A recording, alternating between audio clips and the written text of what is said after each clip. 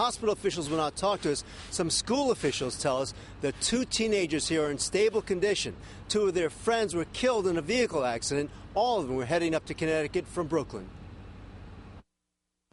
While Connecticut State Police examined the van they were in, this afternoon, in keeping with Orthodox Jewish beliefs, funerals were held in Brooklyn's Borough Park for 15-year-old Danny King and 16-year-old Ellie Schombrun. They both died just after midnight this morning when the van they were in flipped over in Danbury, Connecticut.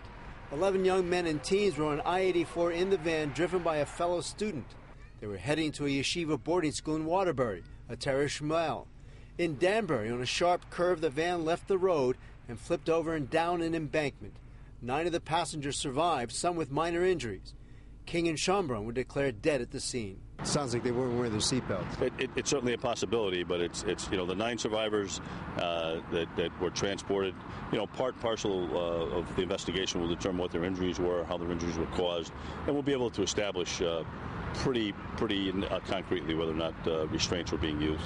Though awaiting test results, state police do not suspect drugs or alcohol were involved.